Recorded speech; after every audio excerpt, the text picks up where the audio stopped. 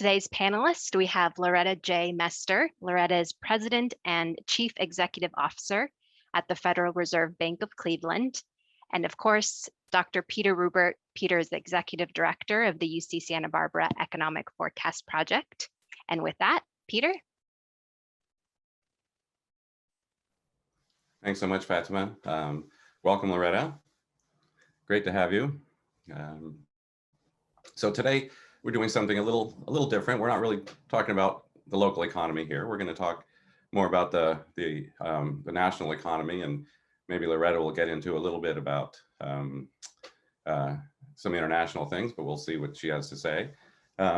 So how's the pandemic been for you guys, Loretta? Well, it's been a challenge for so many, and not least of which the Federal Reserve. We mobilized really early to try to do what we could to make sure that the financial markets would continue to function, because we had some issues at the beginning of last year, and took a lot of unprecedented and a combination of precedented actions. So, we're trying to do our part to support what's now the recovery. But in those early days, there was so much uncertainty around it all, and I'm sure that everyone listening here has their own stories about the uncertainties that surround. Oh, sure.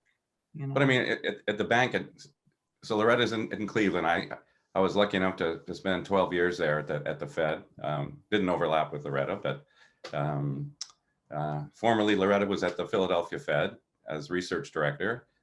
Built a great group, by the way, as you know. It's a great group of economists there. So, but anyway, so obviously people at the bank, cash people had to be there, obviously, to do that. And so how did it work with Sup and Reg, for example, in the early part? Yeah, so you're right. We have people on-prem who were doing the cash operations. And of course, as you well know, like during crises, demand for cash is, pops, so that was a challenge to make sure that we met that demand, and the whole system faced that. Sup and Reg, the same thing, everything went remote. We still monitored the banks. We didn't have the on-premise bank examinations going on, but we certainly did the surveillance and, made sure that the supervisory function was working. And of course, one of the things that the Fed did was to relax some of those supervisory regulatory provisions on the banking system, so that the banks would be able to support credit flowing to households and businesses. So that was a policy issue and a challenge. Sure. Is how do you manage that and make sure that the banks are healthy and able to do that at the same time, realizing that some of the guidelines they're under, or restrictions they're under, could be relaxed and yet still be able to be then put back on at the appropriate time. So, things went remote, and incredibly, in some respect, it was an incredible, effort across the whole system, but it worked remarkably well. And, partly it's because a lot of the people in the system have worked in the system for a long time. So that helps, right? If you have totally brand new employees, that might have been more difficult, but we've been around for a while, and so you had the veterans being able to help the new employees sort of navigate, and I think that was actually a benefit to the system. Of course. So okay, so the way it's going to work today, Loretta has some remarks she's going to start off with, and then I'm going to show some graphs and talk a little bit about the economy. And then interspersed with that, Loretta and I will talk sort of about how the Fed has changed its kind of perspective, what it's looking for, what it's trying to do. And we'll talk back and forth. There's the Q&A box there. We'll try to get to attendees' questions as best we can. So please, you can put some questions in the Q&A. And with that, Loretta, go ahead. Okay.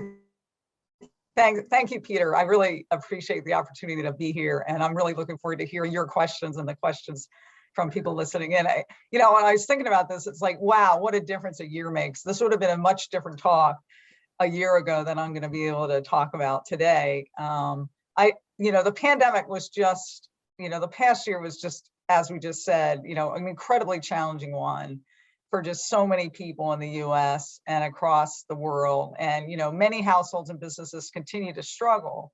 But there have been very positive developments on the virus front. The widespread deployment of the vaccinations throughout the US is particularly important for the outlook. There still continues to be a lot of support from fiscal and monetary policy. And, you know, the thing that I like to point out is that the households and businesses that, you know, we engage with, they've been remarkably adaptable and they've been really resilient throughout the pandemic. And that's been, I think, really key to sort of this more positive outlook. So I think the outlook is bright, even though there's some risks, you know, remaining. So like, if you think back to the before, what people call the before time. So, you know, back in the early last year, the US economy was on very solid footing. The labor markets were strong, and I'm sure, Peter, you're going to show that in some of your charts. Strong labor markets on many dimensions, and inflation, you know, was near our goal of 2%. But once the pandemic hit, all that changed very, very quickly. And, you know, when the economy shut down, or much of the economy shut down for public health reasons, economic activity and employment just plummeted, the unemployment rate soared, prices fell. Then once the public health statistics began to improve, you know, we got our handle around how to deal with the virus. In the early summer of last year, many parts of the country began to relax some of their stay-at-home restrictions, and the economy entered what I call a reopening phase. So, you know, we saw a sharp rebound in activity, hiring, you know, went up in the parts of the economy that didn't involve close physical contact. And then after that pop, that initial rebound, the economy entered in what I call a pre-vaccination phase of the recovery. So the growth rate of the economy was slower than in the initial reopening phase, and the level of activity varied as the virus varied. So the virus was really important for really tracking the economy. You saw it when virus cases went up, people and firms pulled back, and then when virus cases went down, you could have activity and the restrictions relaxed, and you saw an increase in activity. Now, since the start of this year, the vaccination rate has increased a lot. New cases, hospitalization, deaths from the virus have fallen, and the pace of the recovery is accelerated.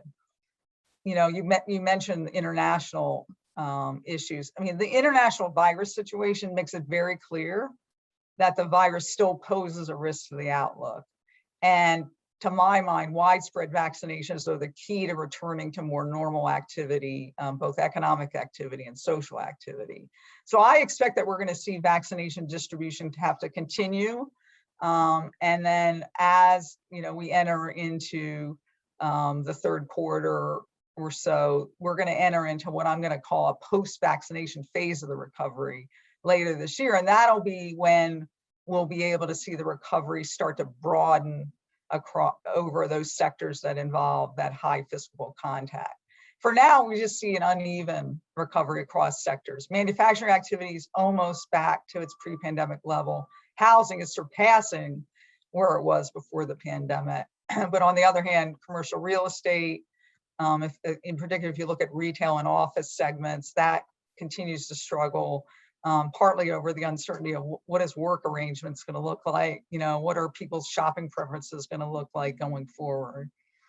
Consumer spending really has risen robustly this year, and that fiscal policy support has been important for allowing that increase to happen. And if you look at just the level of GDP, I always like to look at, you know, once we had such a deep shock, it's important to look at not only growth rates, but levels. And if you look at the level of output, it's nearly back to where it was at the end of 2019 prior to the pandemic. So, you know, many people now have the wherewithal, the savings to fulfill their pent-up demand. And I expect growth this year is going to be in the 6 to 7% range. And that really is the strongest pace of growth we've seen since the early 1980s. That economic activity, along with that, is labor market conditions that have continued to improve. We're going to get the April employment report tomorrow, so that'll be another important read on where the economy is and where employment is. The March report was very strong. Firms added over 900,000 jobs to their payrolls. The unemployment rate fell to 6%. But again, we have to look at levels. The level of employment is still about 8.5 million jobs below its level last February. And the unemployment rate is 2.5 percentage point above its pre-pandemic level. And this is another case where there's considerable unevenness. There's unevenness across groups. So if you look at employment of high wage workers, that's basically back to pre-pandemic levels, but employment of low wage workers is still down almost 30%. And you see that across sectors. Professional and business services employment is about 5% lower than it was at the start of last year. But if you look at leisure and hospitality, that's down by more than 30%. And other statistics just have improved over time, like employment to population ratios, labor force participation rates, but they still remain considerably below their pre-pandemic levels. So I think we need to see further progress and broader progress in the economy before we are back to the generally strong labor market conditions we've had before the pandemic.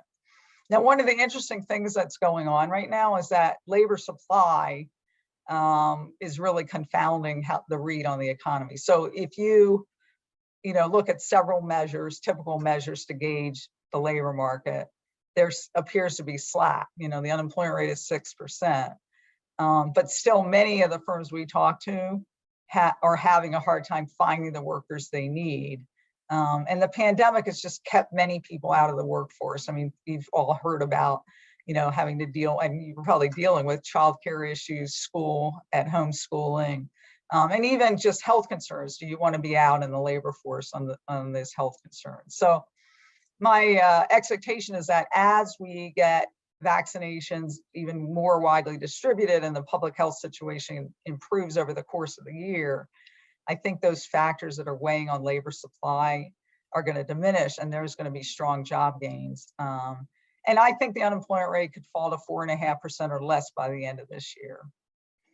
Those labor supply constraints, we're also seeing that in product markets. I'm sure we talk to so many different kinds of firms, and across sectors, you see that a lot of firms are saying they can't get the materials of the components they need. It's particularly manufacturers and builders are telling us that. And again, this is the nature of this shock, right? Demand can increase quickly, right? We reopen the economy and there's pent up demand, right? But it just takes longer to increase production to meet that demand, especially given the length of the pandemic and how it really affected the whole world. Everyone's supply chain was affected. So those supply chain issues are a headwind to production. And we're seeing them lead to a significant increase in prices of a lot of materials and components. What's particularly important is to ask contacts, how are you dealing with that? And many of the businesses we talk to say they have been able to pass on at least some of those cost increases to their customers in the form of higher prices. So that brings me to inflation. And I really expect price inflation readings, the consumer price inflation readings are going to be significantly higher in the next couple of months. One simple reason is that the very low readings we got when the economy shut down last year are going to fall out of the calculations. But we also see higher energy prices as activity has picked up, and higher prices of those goods and commodities because of bottlenecks in the supply chain. So that's going to contribute to higher inflation readings. And for the year, I'm expecting inflation to be over 2%. But then after that, my baseline view is that inflation is going to move back down next year and then gradually rise above 2% the following year as that supply constraint eases and monetary policy remains accommodative. And then the factors that have held back inflation for so long pre-pandemic, which is digitalization, globalization, that weak relationship between economic slack and inflation reassert themselves. So, I have to admit that, both demand factors and supply factors are affecting inflation readings. So there's added uncertainty around that outlook for inflation. And there are some upside risk here that I'm sure we're going to talk about when Peter puts up some of his slides. But, to be able to say it's a sustained increase in inflation, you'd have to see that those higher prices due to those supply constraints feed into inflation expectations, which would then affect decisions of households and businesses and that would support higher inflation. And my feeling is that, I don't expect that to get out of hand. And on the otherwise, I would say also something to keep in mind is that we want some increase in inflation expectations and actual inflation. That actually be a welcome development because we're aiming for that.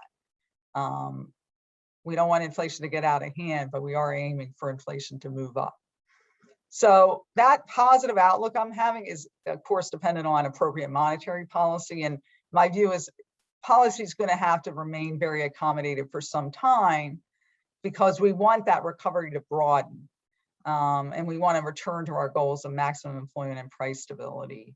And at our meeting last week, the FOMC decided to maintain the target range of the funds rate at 0 to 0.25%. And we indicated that we expected to be appropriate to maintain that range until labor market conditions have reached levels consistent with our assessments of maximum employment, and that inflation has risen to 2% and is on track to moderately exceed 2% for some time. And we also said that we're going to continue to increase our holdings of Treasury securities by at least $80 billion per month and agency mortgage-backed securities by at least $40 billion per month. And we expect to continue doing that until substantial further progress has been made towards our two goals. So while it may take some time for those supply disruptions to abate, I wouldn't consider the kind of increase I'm expecting in inflation this year to be the type of sustainable increase needed to meet the forward guidance on our policy rate. So, I'm taking a deliberately patient view until there's clear evidence that inflation pressures will push inflation to exceed what we want it to be. The asset purchase forward guidance, which we added to the FOMC statement last December, really is about this substantial further progress towards our goals before we'll begin tapering the pace of purchases. And if you look at the labor market, several labor market indicators show that we've made it 50 to 75%, depending on the indicator, of the way back to where we were in February 2020, which, as I've said, by many dimensions was a strong labor market. So those indicators clearly show that things are moving in the right direction and that progress has been made since December. But my own view is that I would want to see more improvement before I would consider the conditions of our forward guidance on asset purchases being met. And my final message is that even after the FOMC decides that the conditions for tapering have been met, we're still going to be purchasing assets and monetary policy will remain highly accommodative. And because highly accommodative monetary policy can engender a search for yield and other investment behaviors that can exacerbate financial stability risk. And since we really want that, we need to have a stable financial system in order to achieve our monetary policy goals. I'm very attuned to risk and vulnerabilities in the financial system. Risk appetites can change. That can cause volatility. That volatility in and of itself isn't concerning, but if it's accompanied by high levels of leverage, it can elevate the financial stability risks in the economy. So right now, I don't see that as being too elevated. I think those financial stability risks and vulnerabilities are moderate, but I am attuned to them. And that's why I think having resiliency in the financial system is so important, right?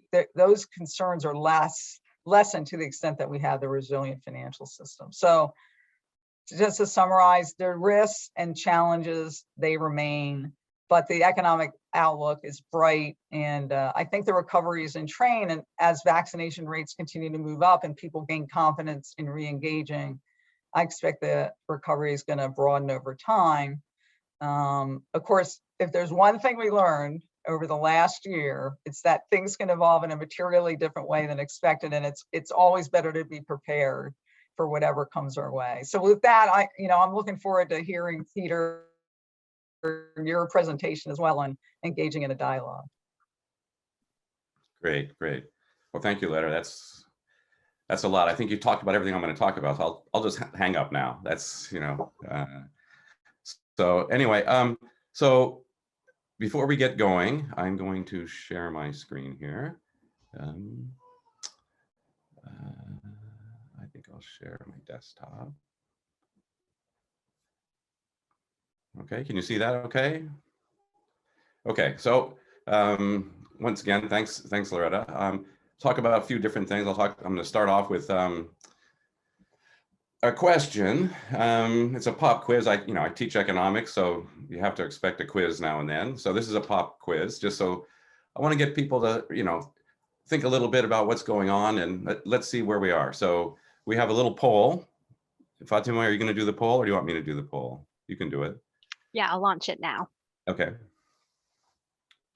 So there's our poll. So what % of total retail sales come from online sales?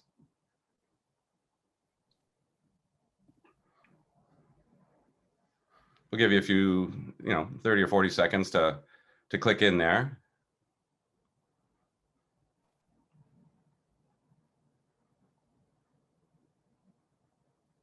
Okay, wait a little bit more.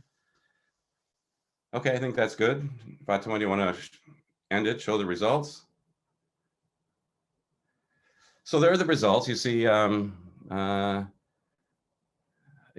the mean, somewhere in 40 to 60, 50, somewhere in there.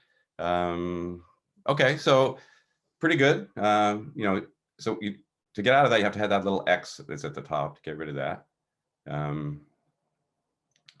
So here's the answer. Oops. It's 14% right now. Only like 7% of you put 0 to 15. It just, it's really interesting when we think about how to think about data. A lot of it is our own, we put our own self in these questions. Like, you've been buying a lot of stuff online. So it's like right now, I'm getting toilet paper online. I'm getting, everything I have is online. But we have to remember there's lots and lots of different things out there that are in retail sales that you're not buying online. So you're still buying cars, you're still buying, gasoline, you're still doing all these things that are in there. So even though we think that all the stuff we're buying right now is online, the interesting thing is, going back to, the year 2000, it was like 1%. So it's risen a lot. You can see what happened during the pandemic. It shot up. Of course, it shot up, and it shot up to 16%, but now it's back down to about 14%. So I'm going to talk a little bit about the labor market. Loretta mentioned a lot of things about the labor market. This came out today, weekly initial claims. For those of you who don't know what these things are, if once you become unemployed through no fault of your own, you go to your state unemployment system and you apply to get unemployment insurance. Not everybody makes it. There has to be certain requirements. But you can see what's happened here is this goes back 12 weeks. It's been coming down of late. Starting in April, it went down into the 5s, and now it's just into 498. So that's kind of a good reading. But I want you to understand, this is really still very stubborn. And just to show you what that looks like over a longer period of time, you can see going back to the Great Recession, you can barely see the Great Recession because now we've had to make the graph so big, to allow the current environment of, when we had over 6 million people in 1 week applying for unemployment insurance. Those are just crazy, crazy numbers. So that's what it looks like. And you can see it's still elevated. And the point is, it is elevated. And back to Loretta's point that these are very, very different people. Some people have made it through the pandemic just fine. Others have lost their job. They're still out there, and we're still getting 500,000 people a week applying for unemployment insurance. So it's not like we're out of the woods. This is what is called continued claims. These are people who are still on unemployment insurance once they're in the system. And again, you can see we had a little bit of a rise just today in continued claims. So, we still have, over 3.5 million people continuing to be unemployed. And that's what that picture looks like, which one thing I'm going to ask you, Loretta, when I'm done here is basically, if you look after the Great Recession, so if you look over here, you can see what happened to continued claims. It took years, right? It took 4, 5, 6 years to get back to those levels that we saw before the Great Recession. What we're seeing today is so different.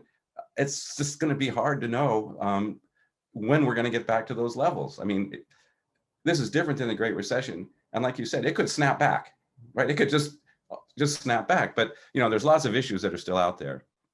This again, I love putting this picture up just because this is, the employment report's coming out tomorrow. And except for the pandemic, that you can see this huge decline, over 20 million people losing their job in 1 month at the beginning of the pandemic. But the reason I like to show this is all those little wiggles you're seeing up here. Those are things that people really, really care about. And you can't see the wiggles right now because, again, we had to go down to 20 million.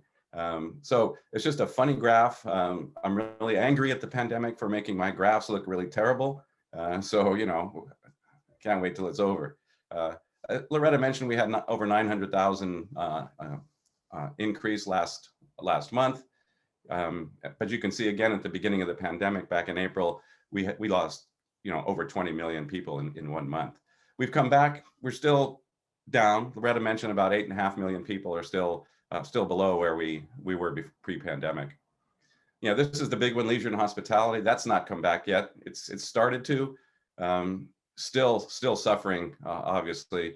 And what's really interesting, you can kind of see as everything got shut down here back in April, March and April, and then as things started to open again, you see two big blips up here, and then it kind of calmed down. But now you can see the second wave that Loretta mentioned, that they had to shut down again, right? So these things are, I think we're doing a lot better. I don't think we're going to see another big wave, but again, that's a risk that's out there. This is unemployment rates for leisure and hospitality individuals, 40%. And again, what we have to take heed of is that right after the Great Recession, and by the way, you can see, even though they called the Great Recession over, these blue shaded bars, you can see that even after they called the recession over, you can see the unemployment rate was still rising a little bit. And again, look how long it took for us to get back to the level that we had pre-pandemic, about 7 years, actually, before we really got back to where we were. So these things can be long and drawn out. You can see that leisure and hospitality unemployment still up massively high, still higher today than it ever was in the Great Recession. So, that's a big issue. This is one of my concerns. This is people who've been unemployed 27 weeks or longer. These are called long-term unemployed individuals. You can see what happened during the Great Recession. And it's super interesting, right? That it went up very slowly. And because it lasted so long, many, many people were unemployed 27 weeks or longer. At the beginning of the pandemic, when those 20 million people lost their job, as a fraction of the people who are unemployed, they were just unemployed 1 week, right? So we didn't see that. But as the pandemic wore on, you can see that we started growing, and now we're almost as high. And I expect this number is going to keep going up, unfortunately, for a while before it gets better. This came out today, productivity. Again, crazy stuff. Hard for an economist to really understand these numbers. But things look pretty good. The reading today was up 5.4%, quite good. So there is, the economy is looking pretty good in several dimensions. This is average hourly earnings and CPI inflation. I want to point out a couple things here. When this blue line is above the red line, that means your earnings have gone up more than inflation has gone up. So your real earning power and buying power has basically gone up. The reverse is true when the red line's above the blue line. And what you can see at the beginning of the pandemic, average hourly earnings shot up like crazy, went up over 8% year over year. Numbers we've never seen before. But it's not because people were getting paid more. That's not the issue. What happened was all the low income earners lost their job, retail sales, leisure and hospitality. So it's really the denominator that made this thing go up. So don't believe for a second that everyone's making a lot more money. That's not happening here. But again, you can see it's so much higher. And that little red dot here at the end, this little line here at the end, and this one here, you can see they're over 2%. So year over year, we are a little bit over 2% from CPI inflation. The Fed, however, this is the same graph, but slightly different. This is the PCE inflation. And I'll ask Loretta in a second what her preferred measure is, but the Fed typically looks at PCE inflation. And we'll talk a little bit about that. What people are worried about today, and that's the first question probably I'll have for Loretta, is something like this is going to happen, going back into the 70s and 80s, that we're going to see big inflation. And this is a concern, and we'll talk a little bit about that. So let me just stop here. Okay, so I know that it's your job to maintain steady prices, and for a long time we've been under 2%, and even we had a small period of deflation, in fact. So you hear what the Federal Reserve says, that we want to now change our strategy a little bit, that we're willing to look at something like average inflation over some period. So the fact that inflation could be over 2% for some period of time, that's kind of new, that talk. So where did that come from? So how did that all evolve? Yeah, so this is well before the pandemic. We undertook a review of the strategy we use to do monetary policy. You're exactly right, Peter. And it was really undertaken because we recognized over the expansion that really the underlying structure, some of the underlying structure of the economy changed. One in particular was that this sort of equilibrium interest rate, sort of the underlying interest rate in the economy, is lower now than it was in past decades. There's a lot of reasons for that. Demographics is one of them. Lower productivity is another one. Your chart, notwithstanding, showing the pop up in the end. If you think of structural productivity, that's lower. So there's that underlying interest rate is lower. The other thing that was looked very true over that expansion is that the inflation dynamics are different now than they were in past decades. In particular, that even though it wasn't a structural relationship, that even the correlation between slack in the economy and inflation is much flatter. There isn't that much of a relationship there. So it was really, let's look at the way we do monetary policy, given that there are these changes going on in the structure of the economy. And after a lot of work and outreach, we did Fed Listen events where we talked to businesses, talked to community leaders, talked to people in the community. We came up with our new strategy. And basically the strategy is one that recognizes those changes, and also recognize that, we underrun during that expansion. It took us a long time to get inflation near to our goal, right? And it was 1.8 before the pandemic. So recognizing that, that inflation was persistently below our goal, as you pointed out, right? What we're doing now is saying, look, after persistent undershoots, we're going to run, not just be willing to tolerate. So before we changed the strategy, a lot of us were saying, look, if inflation goes a little bit above 2, we don't think that's a big deal because we've undershot. So it was almost like we would be sort of opportunistic, take advantage of the fact that it's above. It's good to get to our long run goal. Now we're deliberately aiming for inflation to be above 2%, for moderately above 2% for some time, and sort of looking at an average inflation rate of 2%, because if we aim for that, then we're going to be meeting our long run goal. And so that's a change in the strategy for inflation. On the employment side, we realized that, we knew this, but it was very well demonstrated during the expansion that unemployment, knowing where maximum employment is difficult. There isn't one number that explains it. There's multiple, indicators of the health of the labor market.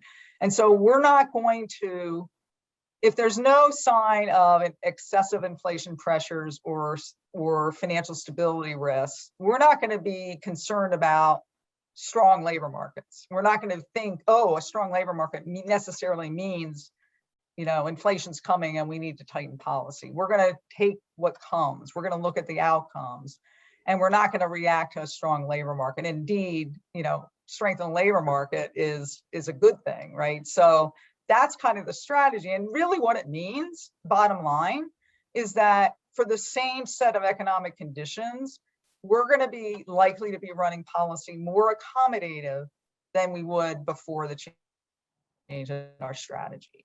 And we think that's appropriate given the change in the underlying structure of the economy. So it doesn't mean we're taking on more risk. We just think this strategy is actually one that's going to be more effective at achieving our goals, given the changes in the economic environment that we've seen in the past couple of decades. Right. I see. Yeah. So again, when the statement came out last time, and you've said it a couple times today, I mean, you want to wait and see a little bit improvement in the economy. I just showed you some graphs that, after the Great Recession took years. Right. And I think that the words we're hearing, basically is, and you mentioned it, we're not even thinking about tapering at this point. We're not even thinking about something like that, right? So right. Super interesting. So I wasn't going to do this, but now there was a question that I think I need to ask, just because you mentioned it. So it's a question from an attendee. So how does the Fed evaluate pension retirement risk with Barclays aggregate bond index having a negative real yield to maturity? Yeah, I mean, there are a lot of things going on at the long end of the market that we look at when we're trying to assess, what are financial conditions in the marketplace, and so that we need to take those things into account. I'm not overly worried about our ability to sort of run our monetary policy, because that would be one of the things you'd worry about, is like, is that going to be disruptive to sort of how we do our monetary policy? And does that suggest that we're too easy on policy at the long end, and maybe we need to think about how we're running policy? I think your charts really that show that, there's still, even though we're very happy with sort of some of the growth rates we're seeing, and in there's still a long way to go here, and there's still risk around the outlook. And I think we have to be cognizant of some of these issues, but I also think that we need to be patient here and not withdraw, because that resilient, I talked about people have been able to adapt, and businesses have adapted, households have adapted, but that resiliency of the economy, which surprised, was a surprising thing, a positive surprise, that was endogenous with the fact that there is strong policy underlying that, right? The fiscal authorities came in strongly, the Fed came in strongly. And, when you think, I liked your chart that showed sort of the employment numbers, by month. If you look at that, in March and April of last year, this is a statistic that really, to me, codifies everything. We lost, right, the same number of jobs in those 2 months that we had made over the 11-year expansion. Right. Okay, right. So the real fear at that point, if you think back a year ago, was like, that could have been totally disruptive to people for a long time, right? If you look at the expansion, the last expansion, and said, wow, it took a long time to get back from that. Think of how deep that pandemic shock was. Right. And the reason that I think both the fiscal authorities and the monetary authorities thought that it was appropriate to come in big and strong and early was precisely because the scarring that could have occurred if people, and you point out correctly, right? It is, you look at those continuing claims, once people get out of the workforce, if that lingers, right, then it's very hard to come back in, right? People, one of the things that's interesting about this pandemic shock, and that's what kind of complicates the read going forward a little bit, is we saw a very big increase in retirement. Okay, Sure. Now in the past, when people exit because of retirement, exit the workforce, they usually don't come back in. We'll have to see. This could be very different. As you pointed out, this is a different kind of shock. Right. But it does confound sort of like, well, what are we expecting to see? How are we going to evaluate, are we back to what we think is a healthy labor market? And so those things are things that we're analyzing as well to make sure that, we're sort of attuned to something that's happening. We don't want to withdraw accommodation before it's appropriate, because we don't want to sort of get back into this, slow recovery that takes longer and gets more people in, out of the labor force for long, and then harder to get back in. But the employment thing is so interesting. I mean, I haven't looked at this yet, but it's what I want to look at. Maybe someone on your staff has looked at this. Normally when we think of these, when we see the employment report come out the first Friday of every month, we tend to think of that if it's a big number, and a big number, by the way, in the old days is like 200,000, but if you see, a big number, we tend to think of that as new jobs. You tend to think of that the economy is kind of growing in some way. Here, what we're seeing is a lot of just the same jobs coming back. These aren't new jobs necessarily, right? So it'd be nice to know that distinction, Right. And so right. you also. But I think that's why, Peter, we want to look at levels. Yeah, no, I agree with that. Right. I mean, the level chart, I think you showed a level chart, but that level chart is really important. I And you agree. look at the same with output, right? I mean, it's good to look at, that's what makes this such a hard, because, you know, you're right, the headlines are going to be economy added, whatever it's going to be tomorrow. And, Right, you know, right. we'll see it, whether it'll disappoint the markets or, Yeah. you know, they'll be excited about it. But you're right, you always have to keep, and that's why, you know, the message for people, why I think being a little bit more deliberately patient here is the appropriate thing to do, is because, you know, things, signs point, you know, remember the old 8 ball, you know, you take it and it says Yeah, right, signs right. point to, yeah, signs are pointing to positive things, Yeah, but yeah. you still have to be like cognizant of, there's still a lot of pain out there. There are a lot of people who are not back to work. There are a lot of people who, you know, have lost their jobs, and a lot of businesses that have, you know, they're not going to come back. They've gone bankrupt, especially Right. small businesses, even with all the aid, right? For sure. You know, Yeah, yeah. and so I think that's the thing, is like, as you said in the beginning, we interpret things through our own lens, right? So Mhm. the retail sales, right? You interpret things through that lens, same Right, thing, right, which is right.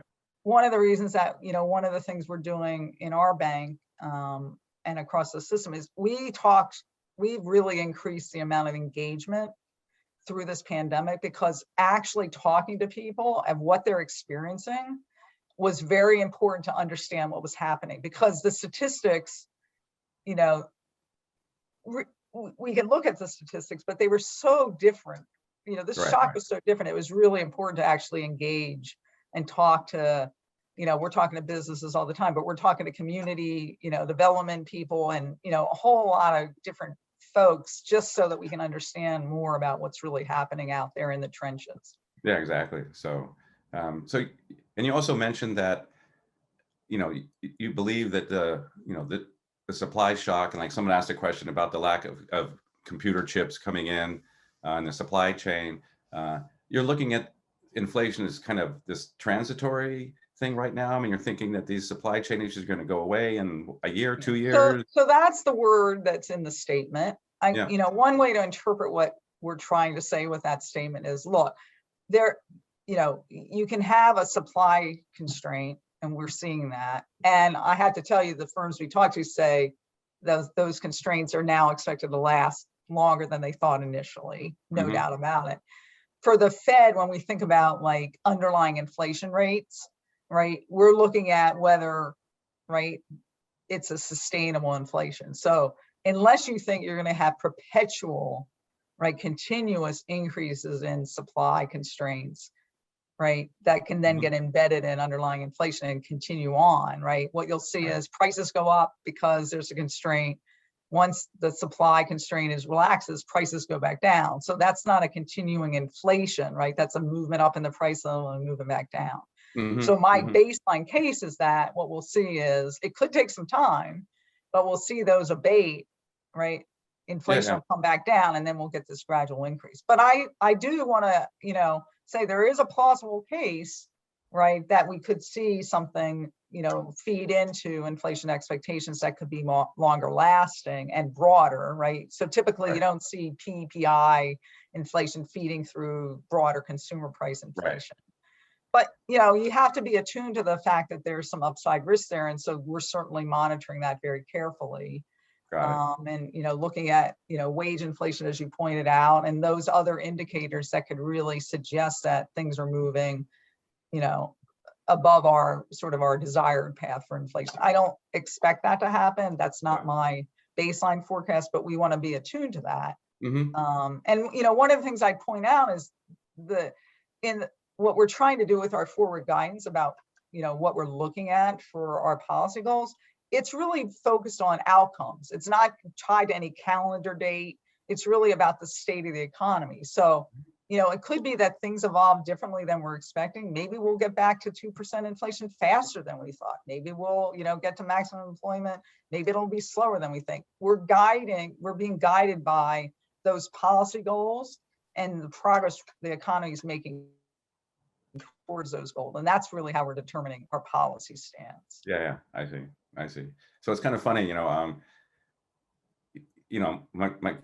first when I first got to the Fed, Jerry Jordan was president. You remember Jerry probably, Yeah. your predecessor. Well, Sandy was, but So Jerry was a very funny guy. And he left me with this quote that he always used to say almost, every meeting we had is, why 2%? Why should inflation be? He thinks it was immoral, but we're not going to talk about that now. That was just a funny little story. I'm going to show a couple more graphs. Let's see what we got here. I'm going to share that guy. Okay, so just a couple little quick notes on some asset markets, and you mentioned this. These are house prices. This is the Case-Shiller index for these large cities, and you can see Los Angeles. So you go back and look during the. I've indexed everything here to 2000 equal to 100, and so what you can see is, in a couple of years going up 50%, 100%. I mean, this is kind of crazy. And if you look at the run up that we saw right before the Great Recession, especially in LA and New York, San Francisco, et cetera, massive increases. And then you saw, as you mentioned, this huge decline in these prices. I mean, it was just devastating. Households weren't ready for it. Really, they were very fragile. And now, again, it took, 8 years before these prices, many of them got back, some are still not back, but you can see what happened during the pandemic. LA, New York, Seattle, they've just taken off. I mean, it's just crazy, the growth in these house prices. And then of course, as I was mentioning, what's really kind of interesting is, so if you look right before the Great Recession, you can see that there was a big buildup in household debt all over for every component really of their payments, and then came down a lot. And, you kind of said it. So what's happened over time is that, the debt levels that we were looking at relative to disposable income, have all kind of fallen. So we're in much better shape to handle, some of the problems that we saw. So I don't expect, the housing market, to crash like we saw before. It could, obviously, but, and then of course, there's a stock market. It's just, kind of gone gangbusters. And I'm going to talk a little bit about monetary stuff because I want to give you a few more minutes to talk about this stuff. So one of the things I read was the progress, and I put in orange here so people can have these slides later. There's a link there to a statement about, looking at progress since last December to see where we're going. The Fed's made a lot of changes.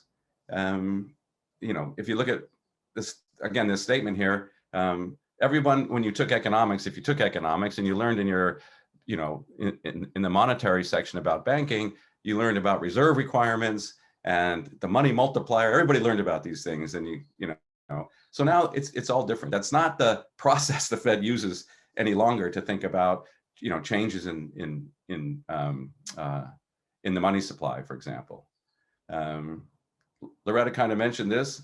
So if I came down from some planet and I looked at this graph, and by the way, it only goes to 2007, but I could go back another 30 or 40 years and it would look just like it did at the beginning of 2007. The Fed was about an $800 billion bank and held mostly these purple things. These purple things are short-term treasuries. And then you can see what happened as we entered into the Great Recession. For a while, the Fed didn't want to move the size of the balance sheet. And so they replaced some of these treasuries with lending to financials that were in trouble. It got worse and worse and worse. And I think at some point the Fed said, we don't give a shit about our balance sheet any longer. We're going to do what we need to do. And I think that many people at the Fed, and Loretta, you can correct me if I'm wrong, many people at the Fed during this time up here, it was like, at some point we're going to get back to sort of what our balance sheet looked like before. Then you can see what happened during the pandemic. Now the Fed went from an $800 billion central bank to a $7.5 trillion central bank. So these are huge changes. And again, if I were somebody, I'd say something happened, right? Something weird happened that's going to change the way we look at this. And then the other thing that's really crazy, if you look at total reserves of depository institutions, which for all of history was zero, roughly zero, And now again, reserves at depository institutions are worth over $3.6 trillion. And, that's where I think a lot of people, including Larry Summers and others, are like worried about inflation and all kinds of stuff. So these are super important, I think, for and the Fed has done a good job of explaining how it is that they might be, tapering, not building up the balance sheet so much. So forecast, again, Loretta likes to look at levels. This is my forecast. My forecast is always the same. Going back to the 1940s, this is real per capita GDP. And you can see that, except for here, we pretty much stay on this straight line. I'm an optimist. We're going to get back to that before too long. So that's it. So that's where a bunch of things there. I apologize for that, but so again, I think a little more about the Fed operating procedures. I mean, things like changing reserve requirements, those kind of things, have kind of flustered everybody because of the uncertainty surrounding that.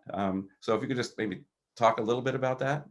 Yeah, so Peter, you're right. We have changed our operating procedure, right? So in the old days, right, and before the Great Recession, right, what we would do is we would sort of try to estimate demand for reserves, and then we'd supply the amount of reserves that would basically, the intersection of demand and supply would be that Fed funds rate target. Right. Well, that takes a lot of effort and real hard analysis. During the financial crisis, when we brought the interest rate down to zero, we needed to do more accommodation. And so we got the tool. Congress said, okay, past interest, we could pay interest on excess reserves, right? We didn't have that tool before. Right. Okay. And what that enabled us to do is to change how we operate. Right. So rather than doing the, technically figuring out like where the demand is and then supplying enough, reserves to a scarce reserves environment, we decided, no, let's go to an operating procedure where we just have ample reserves, right? We have enough reserves so that we don't have to worry about, right, technically where that slope of that demand curve is. We have so much reserves out there that all we have to do is really an administrative rate, the IOER, the interest on excess reserves. Right. We set that, right? And that helps then the Fed funds rate get into the target range. So right. That's a big change in the operating procedure, but it also means that the level of reserves in the economy, right, are higher. But that's okay. That doesn't mean they're flowing out and creating inflation. They're sitting in the banking system, and it's just a different way of actually implementing monetary policy. Right, but the good thing about that is then it makes our balance sheet not constrained in a way that the old operating system did, right? So we have now that interest rates are going to be lower for, the level that I talked about before, it gives us another tool so that if we have to hit the zero lower bound on the Fed funds rate target, like we are now, we have this other tool that we can be at accommodation. We still have to figure out what level of accommodation is appropriate, right. But it enables this other tool. And so since this pandemic has hit, we're using that tool, right? And as you point out, right, at some point, we're not talking about it now, but at some point, as the recovery broadens and strengthens, we'll want to recalibrate our monetary policy, and that's, the asset purchases. And, as we said, we want to see more progress before, we start talking about that. But we've also said that, we understand that financial markets want to know ahead of time. So we're not going to one day you wake up and say, oh, the Fed's starting to, cut back its asset. We're going to be doing it in a way that, gives ample opportunity, forward, so they'll know the plan and all when that comes. But we're not at that point yet. Got it. Yeah, no, that's right. So I think there was one other thing someone mentioned before we go. No, I guess that's good. So do you have a sense, you probably can't answer this, so that's okay. Do you know what the balance sheet would look like 5 years from now, 10 years from now? You guys ever talk? I mean, there must be talk about that. I'm not asking, Yeah, I mean, the aim of it is to make sure we're maintaining the balance sheet with ample reserves, but not way above what we think is ample to keep us into that elastic part of the demand curve. So again, right, it's going to depend on what happens in the economy. It's going to happen on what happens with the amount of treasury debt that's outstanding. So, there are projections that go, to try to do that. But again, it's really going to depend on what's going on in the economy at the time. I think the important point is that, we've changed the operating system, right, in a way that the level of reserves is higher than what it was in the past. But that higher level reserves shouldn't be viewed as more as inflationary, because it's not going out into the economy. Exactly. So, the sad thing is all the people that kept their old economics textbooks, their principles textbooks, you've got to rip out those pages, because that's not how it works anymore of those books. So don't go back and look at them. But anyway, we're out of time. I really want to thank you, Loretta. It's really enlightening. It's great to hear what the Fed's doing, and great to see you again. Yeah, Peter, thanks for the invitation. I really enjoyed the conversation. And Great. It's always good to talk to someone who was at the Cleveland Fed, albeit before my time there. So I know. So, okay. Well, thanks again. And thank you, everybody. Bye-bye. These will be online. The slides will be there that you can download. Thanks again. Bye, everyone. Be well.